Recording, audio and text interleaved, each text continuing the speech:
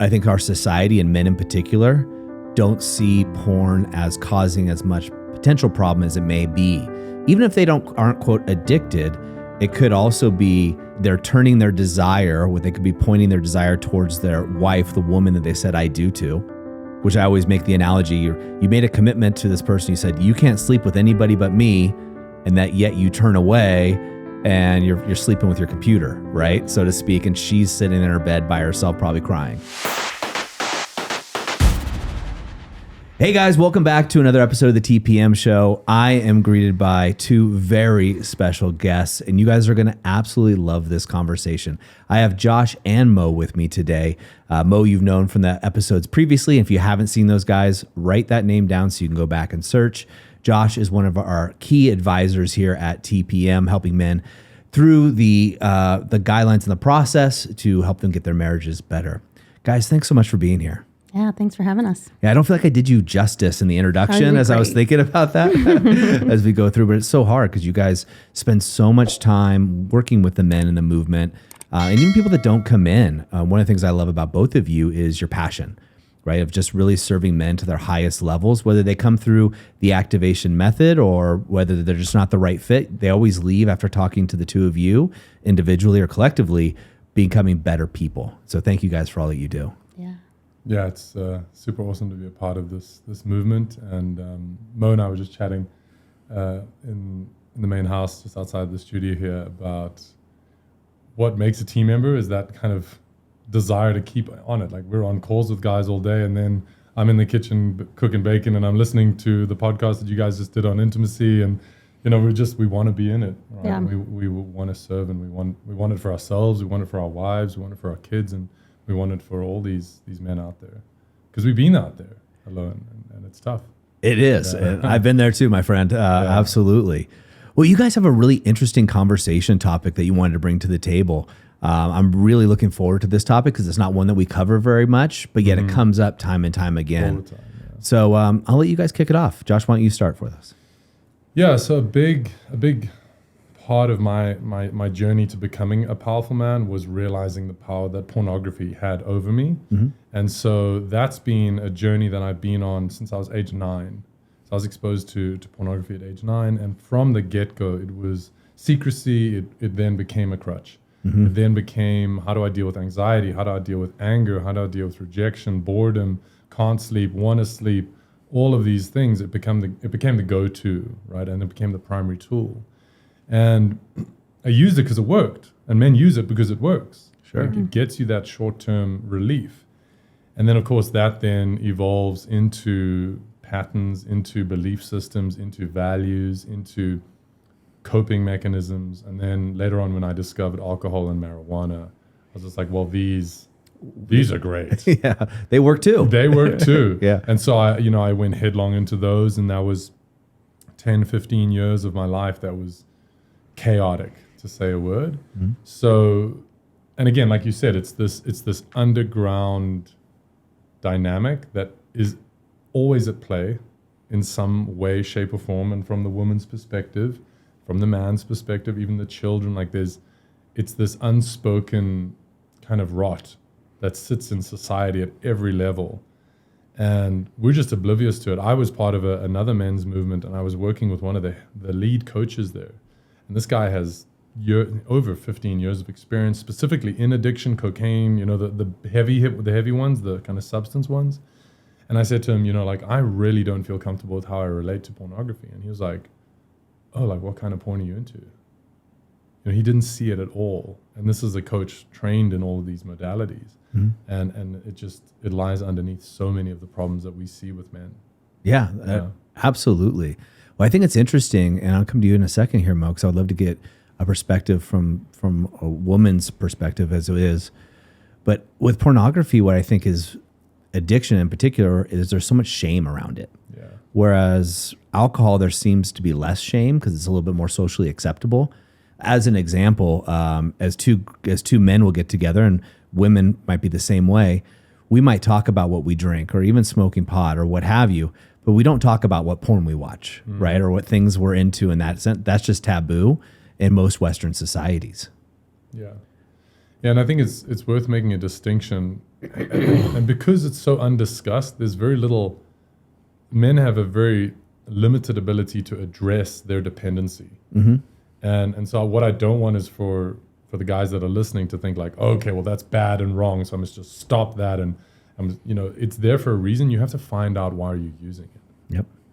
Find out why it's easier to watch porn when you're angry, to distract yourself, then have that hard conversation with your brother, with your coworker, with your dad, with your wife, whatever it is. But if they don't have those skills, which is what we teach in the activation method and beyond that in the brotherhood and in a circle, like if they don't have those skills, it's the best tool they have. So we can't just rip it out of their hands, because then they're really going to be in a bad spot. Yeah. Yeah. Yeah, I think it comes down to it with whatever addiction is it using you or are you using it, Yeah. right? And not all of us are in the same place in the same time going through it. Yeah. From a perspective, when we look at this, I guess more holistically, and Mo, I know you can't speak for all women. We always bring you in here. Yeah. You are the representative of all women across. Disclaimer. Yeah. But I also think a lot of men would love to hear also, so many guys can relate to Josh's story. Yeah. But also what occurs from the female perspective when they find out that their man, might have a porn addiction or what's going on in that realm. Yeah. I think for a lot of women, we want to see a guy lead. Like we walk in wanting there to be this strong partnership, wanting there to be this power and wanting trust. And oftentimes addiction with pornography is really linked to lying too. And so it off the bat, if that's what enters the relationship, that desire to trust and for him to lead can, and he lies about it, it can automatically set that woman's intuition to say, oh wait, should I not do that? It kind of like cracks her, breaks her to wonder, should I trust this idea that I innately want to like be with him and like watch him be powerful and like watch him lead, to like, but like, what if I'm not safe? Like what if he's going to lie? Like what if I'm going to get hurt? And so as soon as that enters the picture, a woman's mind will split in thinking, oh wow, like I'm not sure even if I can trust myself. I'm not sure if I can trust my gut, because this person who promised to love me, be with me, care for me is now struggling in this place that he's now lying about it, which makes it a lot harder to have compassion on. But I know in my experience with other women, the true desire is to be like, hey, like, tell me, because I'm here for you. Like, I want to be 100% in your corner. Like, I want to walk this with you. And I know that you struggle with things, I struggle with things. And if this is hard for you, then like, let me be on your team. Let me like fight with you. But they can't, because they're usually lying and they're in shame about it. And that's patterns from whenever it began, like for Josh, 9 years old. And so I think that there is, I just think that there's the desire to trust, but it gets stunted by the lying, and not necessarily even the addiction, but the lying that accompanies the addiction. And do you think that a lot of that comes from shame, which then after shame, then there's guilt, right? Yeah. And guilt usually leads to anger and fear. Yeah. Do you think that cycle just then perpetuates time and time again?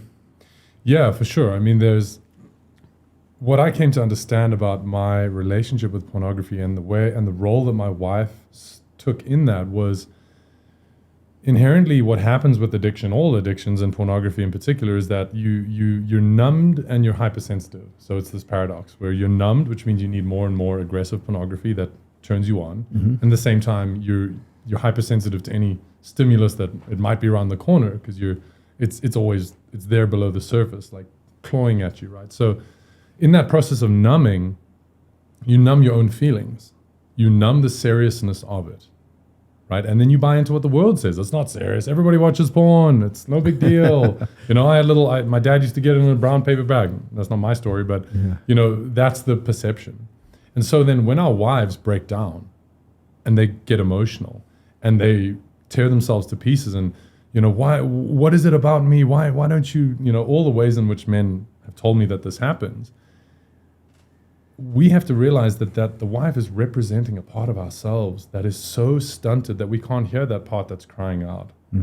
And so when we can actually stay present, and to be present with your wife when she's falling down, you have to have the strength and the kind of living like a king that we do, so that you can receive that and you can realize how serious it is.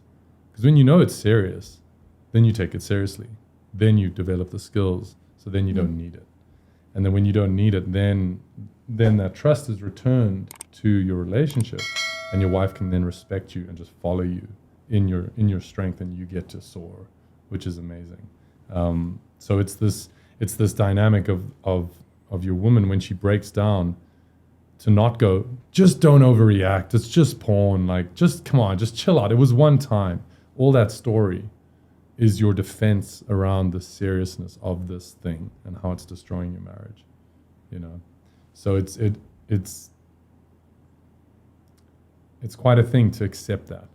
But as we know, like, when you accept it, you can do something about it. Yeah. As I'm listening to you, I'm thinking about some of the men that I've worked with, and a common thing a lot of guys say is they want to have more sex in their marriage, right? They're not getting enough sex. So they turn to pornography. It would be the story that they would use. Yeah. And then that turns into what I see as a self-fulfilling prophecy, right? Because then they stop pursuing their wife as much as they were. Yeah. And therefore she feels not desired. We all know women need to be seen, heard, and desired. Yeah.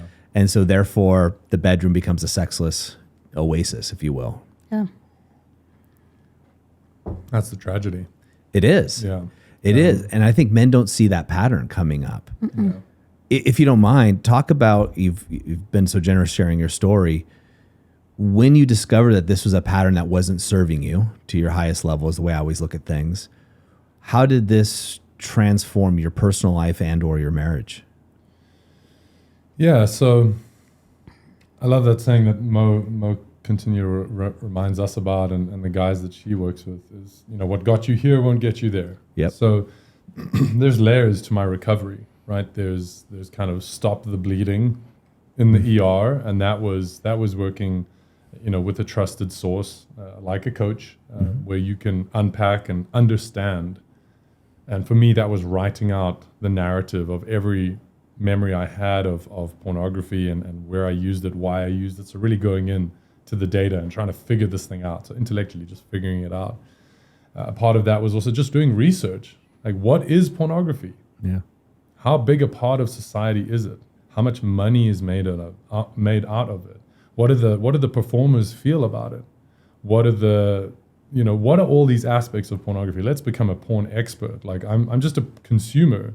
Yeah. But if I go back upstream, and there's an amazing podcast called The Butterfly Effect, which is all about how it tracks the story of the creation of the biggest website online of pornography, and how it was funded with seed capital, and the 5 biggest sites were all brought into one name, and just like the corporatization of pornography, and how that just exploded into everywhere. Because it's an unfair fight. Mm-hmm. It's not me versus my will. Yeah. It's me versus millions and billions of dollars of industry and advertising and all of that stuff. So when you understand that was an intellectual, that was about getting some kind of abstinence going to start to see the gap and start to feel the drive to fill that need in other ways, which was through connection and, you know, all the ways in which men need to, you know, through friendship, through exercise, all those other better ways of meeting the need.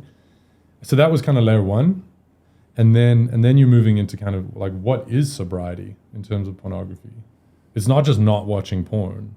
That's like, you know, you Dry deal. drunk. Yeah, you're a dry drunk. You're white knuckling. You know, and I've been in the rooms with those guys, the AA rooms where you got a guy who's 20 years sober or abstinent, but he is holding on by a thread. He's like, I could go outside and drink a bottle of bourbon. You know, he's like by a thread. And he's hard. He's fragile. Yeah. You know, but to really get to that place of letting it go, that was kind of layer 2, which was now skill development. What actions do I need to be doing?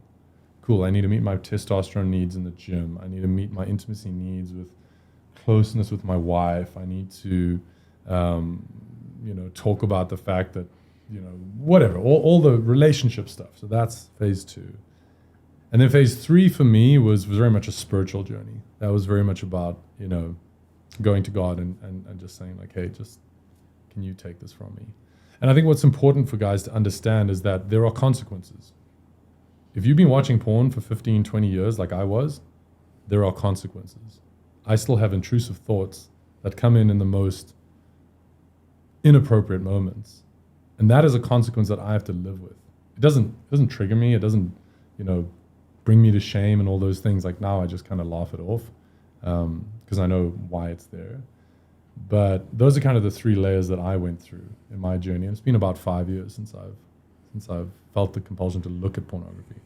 And now I'm kind of trained like a monk. Like if I see that image, it's just like my eyes closed, and almost like hunting, you got to be able to see that temptation from 400 yards off. The white of the tail, you know that there's something there and you know what to do about it. If you wait until that thing is right here, You're lost. You're lost. You already lost the race when you decided, hey, I just want to check out the new yoga mats on Instagram. And, let me just check out, what's that influencer doing? Yeah, I mean, she's kind of weird. She does it in a bikini. But like, you're already in it. Got it. Yeah, what's interesting, I know that there's over 1 billion internet searches a day, right? And over 50% of those are porn related. Yeah. Yep. Which is a crazy stat when you think about it. It's mind-boggling, really. Yeah. And going through and seeing how much that industry has penetrated, so to speak, no pun intended, into our world, into our psyche as we go. Yeah. From your perspective, Mo, speaking again on behalf of all women in the world, Yeah, definitely. tongue in cheek, of course, but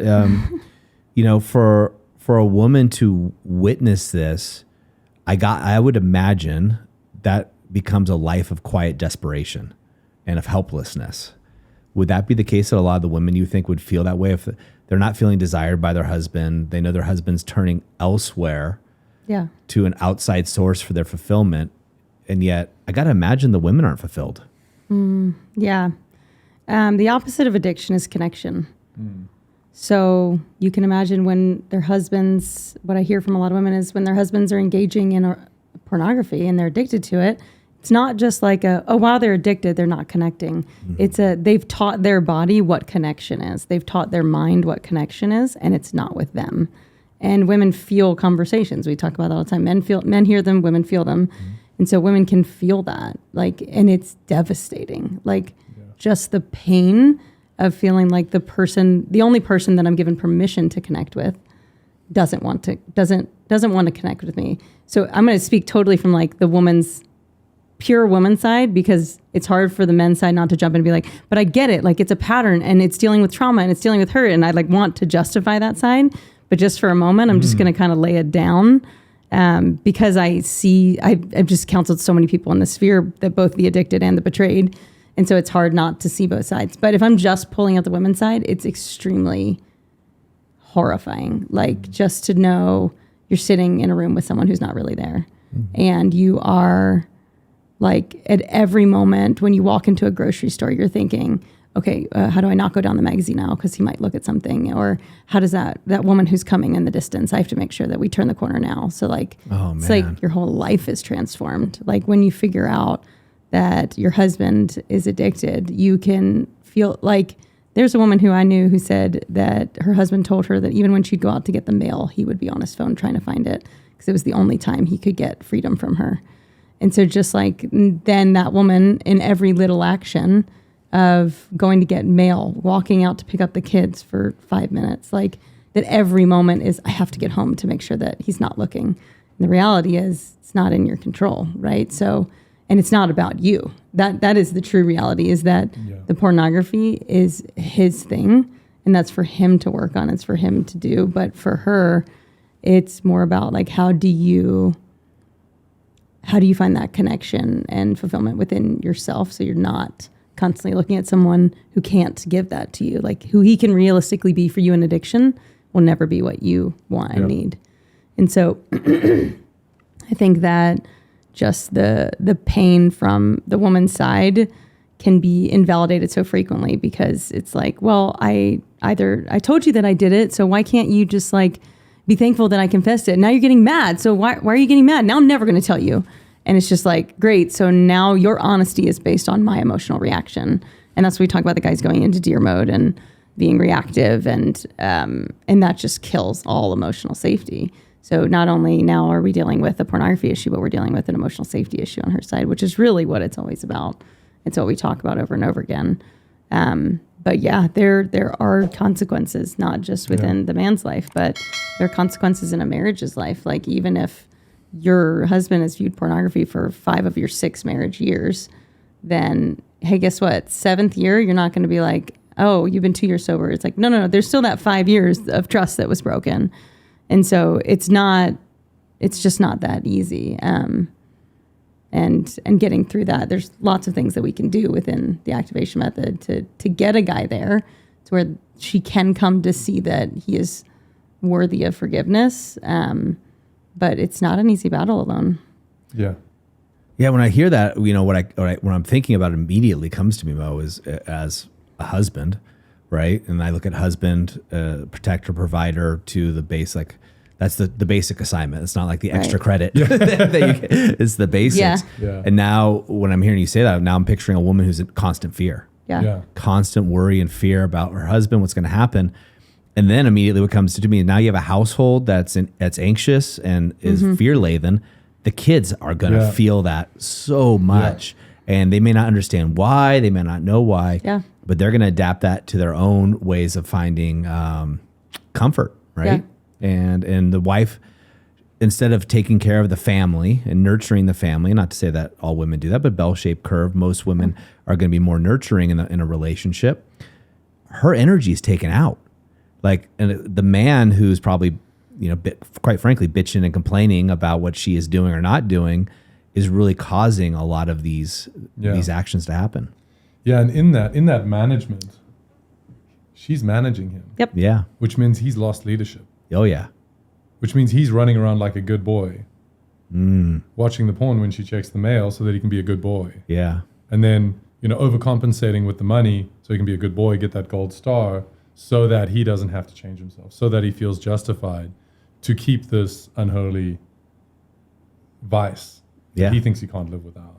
So that then forces the woman out of her feminine, that then forces her into all the things that you've spoken about as well. And I know we have some women listening as well, and I, just like you said, if you imagine running around society with a heroin addict, right? Where you're trying to is he going to get there? Where is he going to get his fix? Like how to manage him, all of that, right? And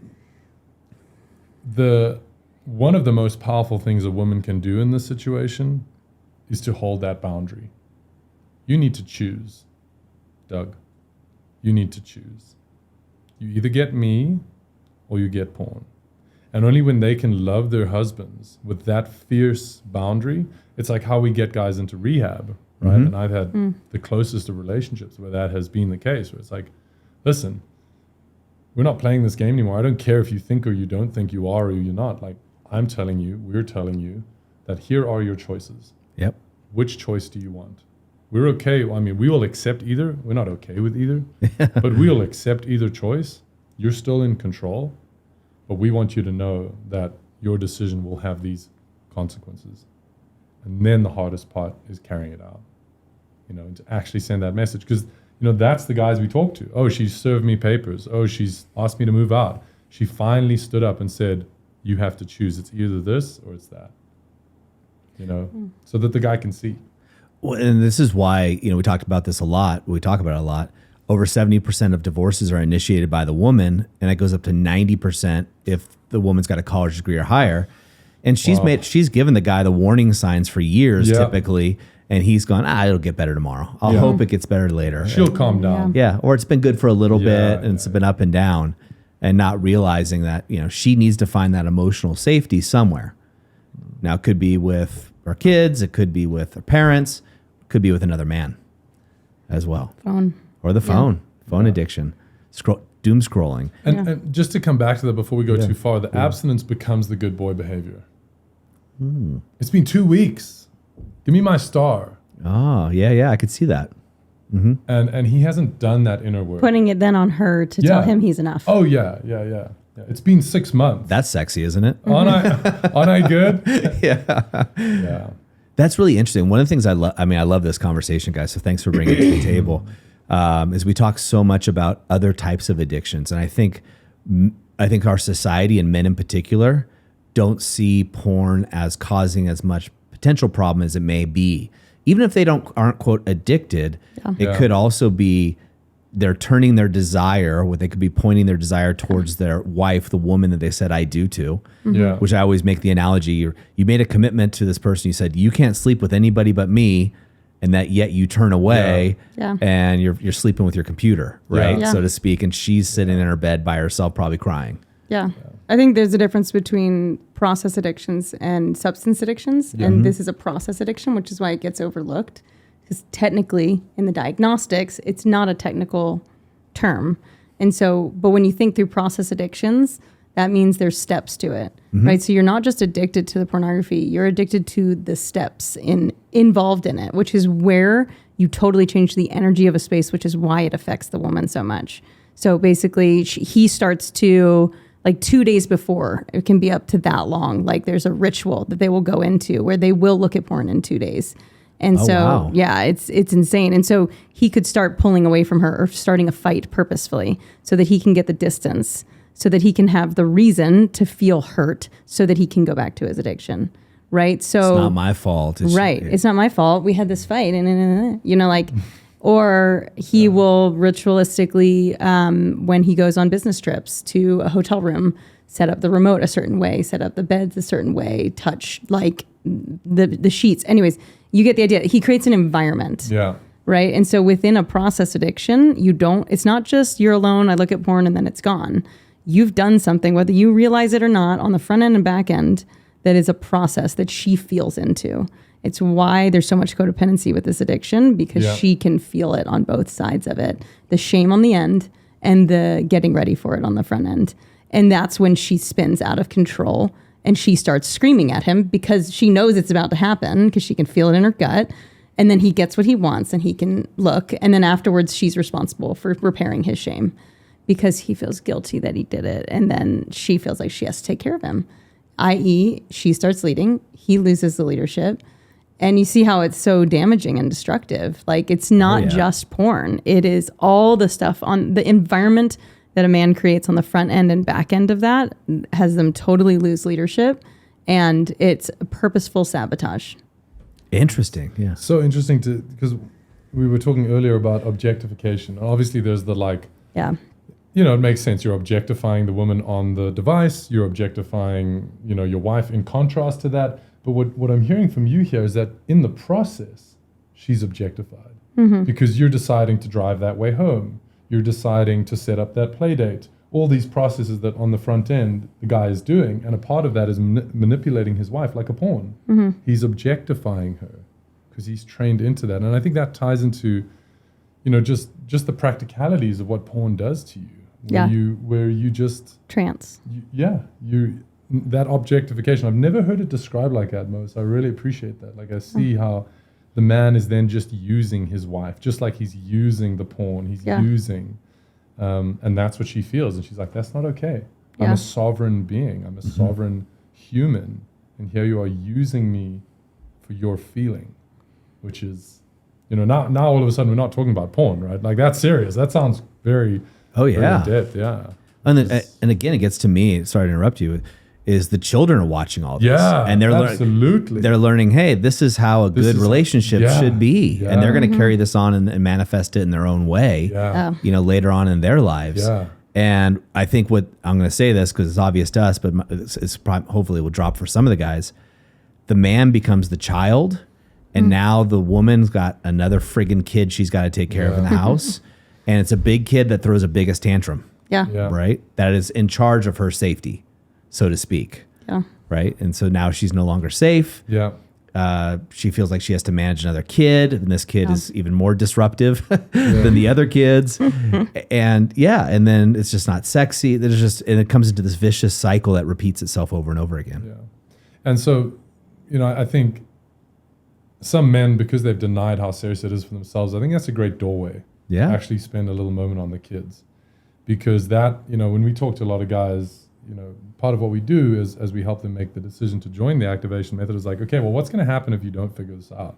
Like, if you don't get these skills, if you keep using the porn, like, let's run that track out 6, 9, 12 months. Like, where do you see it going? And so I think, there's an opportunity here to talk about the kids. And this is the work that I used to do before it came to the Powerful Man, where ran an organization I did talks in schools, and we did surveys with kids, and we were really trying to educate children around this, because what we were seeing there was that's where the sexting craze is going, because dads are not talking to their kids about it because they're so shameful about it. Their own Yeah. shame. They haven't processed this, so they can't talk to their son about porn because they know in their heart of hearts that they got this issue. So the kid doesn't get talked to, and then he's watching porn. He's normalizing violence, verbal and physical. Something crazy like 80 to 90% of pornography has violence in it, often against the woman to the vast majority of the time. It's only focused on, the genitals. So what do we see in the teens? They're wanting to sext each other. Send me a pic of your boobs. Send me a pic, because that's how they've learned how to build intimacy. Yeah. And because they don't get course corrected, like Ryan, one of our other marriage specialists, was saying just a moment ago, he was saying, the kids grow up with that, the boys grow up with that, and the girls, they're watching porn as well to figure out what they have to do for guys, because they're not getting talked about it. But for the guys, they've lost that game before they even know that they're on the field. Yeah. I can see that so much. And it's happened in my family where we've had somebody, a female in my family, a young woman who was shamed for the sexting thing and demands made of her. Yeah. I don't know the full story, but the repercussions, I couldn't even imagine what they would be. Yeah. Yeah. I mean, that's a whole business angle in itself. I mean, we've counseled kids that have got, it's called sextortion. And there's just leagues of guys that are, and it's not always sexual. Like, you do get groomers, and that's rife, obviously. Sure. But you get guys, it's just a business. You get them to, I'm a modeling agency. Hey, my gosh, you're such a handsome young man. Yeah. Just and then that gets to the point where they share something that they don't want to have seen, and then it's cool. Send me $100. Yeah. Send me $1,000. Send me $200,000, depending on the profile and what this guy can do. So it's, Yeah, I don't know about you guys, but when I was that age, testosterone was high, wisdom was gosh. below the floor. And you just you're not in control of your actions and your thought process as young kids. And as a father myself in this conversation, I'm questioning my own behaviors, because how are they even in a micro way? Yeah. Right. I personally don't feel I have an addiction, but even in the micro ways, am I transferring some kind of behavior to my wife, or, which is a game changer for me, is to my kids. I have a daughter and I have a son. So I have both sides of this coin. Yeah. How is it, what are they seeing or feeling, to your point, Mo, that I may not even be picking up on? Yeah, I think we could go on a whole nother podcast, entering and what does it look like to prepare kids for this journey. But I think that one of the biggest things that we do as a family, because we know how this problem plays out, no devices are allowed basically outside of an adult's view. And it's not a fear thing. We've just said, hey, that's access to the whole world, and you're little. And so your mind gets a little bit of the world. And so when we have all of our devices locked, and we tell them exactly why, we have a strategy if they were to see anything accidentally online, or if they were to see anything in school. There's some great little kid books that we read them on pornography. Good Picture, Bad Picture, Junior. And it talks about your private parts, and it says if anyone tries to take pictures, or if anyone then you can turn, run, and tell. Turn away from the image, run to a trusted adult, and tell them.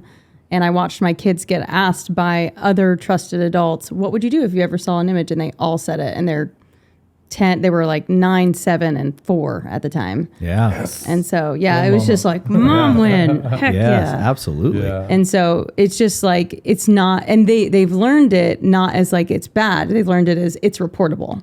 It's help. It's not your fault. It would be something that you would be able to tell us. And guess what? You might see it and like it. And that's okay too, because we were designed to like nakedness. That's part of our DNA.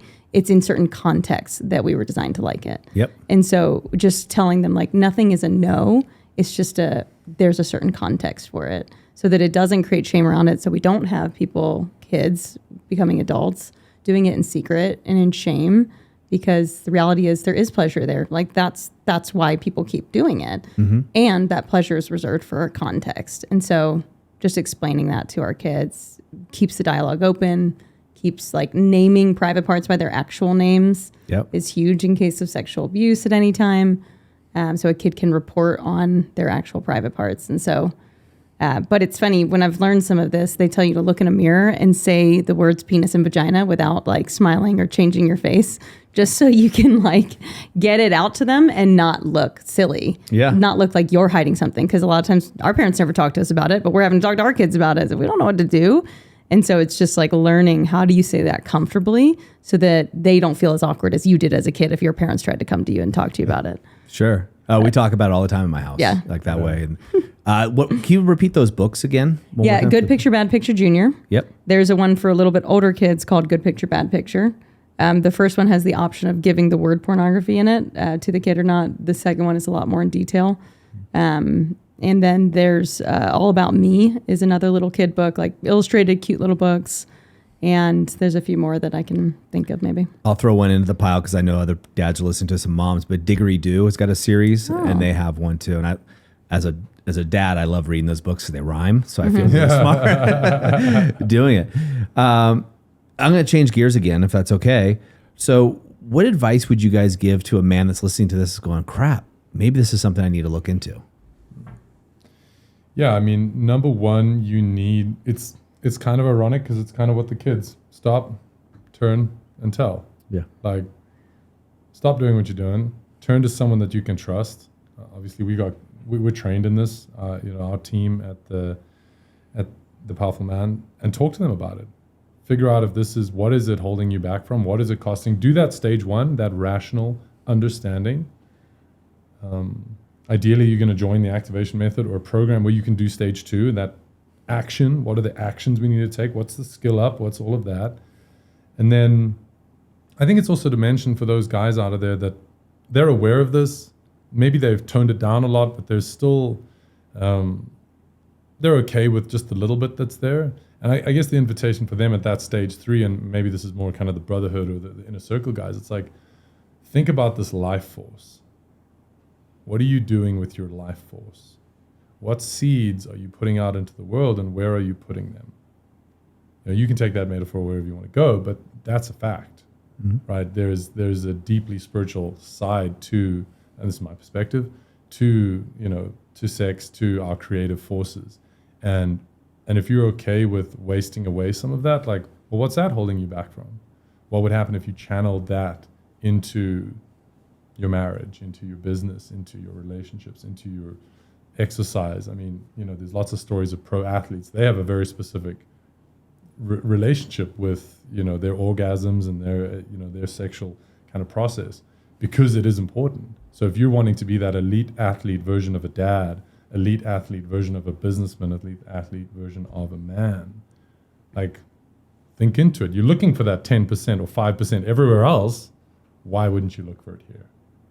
And maybe take that conversation up with, a trusted coach, someone that's been through it, someone that can talk to you about it to figure out what you want to pursue, and then nail it and then get it done. Love it. Yeah. Mo, any parting words for the men that kind of might be on the fence going, geez, man, this really resonates with me, and I'm just wondering, what can I do? Yeah, I'd say I'm thinking about it from the woman's side of things, but own it. It's usually like a huge thing for a woman, for a guy to just own the ways that he may have hurt the wife. Or if you're the wife, then own it for the man. But I just think there's so much power in just saying, I was wrong. Like, I shouldn't have done this. I can see how it hurt you. And I can see that it hurt you in these ways. I think there's just so much power to taking ownership there. And so what you're talking about specifically, we have a process. We have a 3-part process we call the triad of connection. And a big part of that's a clean slate method, which allows guys to wipe the slate completely clean and start from scratch. It doesn't mean you get to do your actions again, but it's a restarting, because I think a lot of guys, if they're listening to this and they're in a situation where they're using porn to their disadvantage, right? And we can all have what that means to each person maybe, that's probably caused a lot of damage over years and years. And I keep thinking of your wife's living in quiet desperation. She's wanting that intimacy. She's wanting that connection. She's not getting it. Your kids are watching the disconnect and the fear in your house. And when are you going to step up? When are you going to step up and make the change? whether it be porn, alcohol, drugs, Yeah. work addiction, phone addiction, Yeah. sedation of some sort. When are Yep. you going to step up and lead your family? Yeah. And I think in that exact same step is to normalize the relapse. Yeah. Like you've been doing this for 10 years, 15 years, 20 years, and now it's cool, clean slate. And obviously you come with promises and then you slip up. Work gets demanding. You go back to those tools that have worked for 20 years, 5 years. Sure. And I think it's important that guys understand that it's going to be a journey. Stage 1, stage 2, stage 3, it's going to be a journey. Mm-hmm. And as long as you can keep your wife on board with her seeing you're trying and seeing that action, that's gonna bridge the moments that you mess up, because nobody's perfect, right? And if you build up, like Mo said, that connection, that strength of connection, we call it like the emotional bank. Yep. Then you can bridge those moments that you mess up, if they come. Just to normalize it. It's a journey. Relapse isn't failure. It's an opportunity for a lesson. Yeah, maybe just say that But- again. That was great. Yeah, relapse isn't a failure. It's an opportunity for a lesson, but learn Yeah. and change. Learn fast. Yeah. And I think that's an important one, because there's the guy that says, "Oh, I tried, and I'll never be able to," and then he just steps out of the room, right? Yep. And that's not helping anyone. No. So Yeah. I laugh because these are all businessmen and they would never do it in any area of their business. yeah. We failed Q1, guys. Okay, we're shutting the business. Yeah. And No, you try, you iterate, and you keep working and keep working until you get it right. And the same thing should happen in this area, in your marriage and in your relationships that are most important. Guys, thanks so much for bringing this to the table. Yeah. This is a conversation I really enjoyed personally, so thank you both. Yeah. Gentlemen, as we always say, in the moment of insight, take massive action. And if you want to talk to one of our advisors, such as Mo or Josh here, simply go to thepowerfulman.com/apply now. Simple, thepowerfulman.com/apply now, or email VIP@thepowerfulman.com. Get on a call, guys. Have a conversation that matters. It's just a talk. We talked about this earlier. Courage is not just being scared, not doing anything. Courage is being scared and taking action anyway. So guys, we'll see you next time on the TPM show.